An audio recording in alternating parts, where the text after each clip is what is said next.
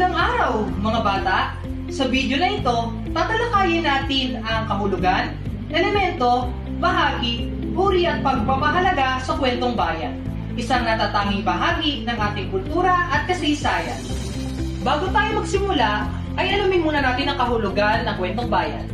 Ang kwentong bayan ay mga salaysay na ipinasa mula sa mga komunidad sa Pilipinas. Karaniwan, ito ay naglalaman ng mga kahindik-hindik na pangyayari, kababalaghan, at aral mula sa buhay.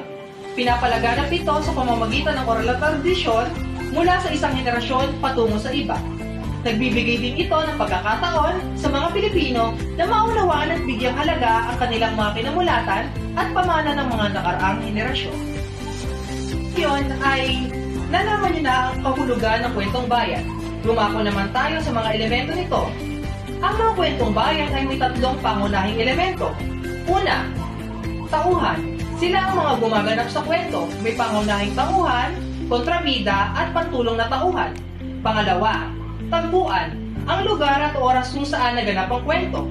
Pangatlo, banghay. Ang pagkakasunod ng mga pangyayari upang malutas ang suliranin. Kung nakinig talaga kayo ay sabihin nyo nga sa akin ang tatlong pangunahing elemento ng kwentong bayan. Mahusay, talagang nakinig kayong lahat sa ating talakayan. Ngayon ay dumako na tayo sa bahagi ng kwentong bayan. Ang isang kwentong bayan ay mayroong tatlong bahagi. Simula. Dito ay pinapakilala ang mga tauhan, tagpuan at pangunahing suliranin ng kwento. Pangalawa, ang gitna. Ang bahagi ng kwento kung saan nagkakaroon ng saglit na kasiglahan at tunggalian. Dito nagkakaroon ng labanan o pagsubok ang mga tauhan. Pangatlo, ang wakas. Ang katapusan kung saan natatapos ang kwento. Maaaring magtagumpay o magkasawi ang pangunahing tauhan. Ulitin nga natin ang tatlong bahagi ng kwentong bayan. Una ay ang simula. Pangalawa, gitna. Pangatlo ay wakas. Mahusay.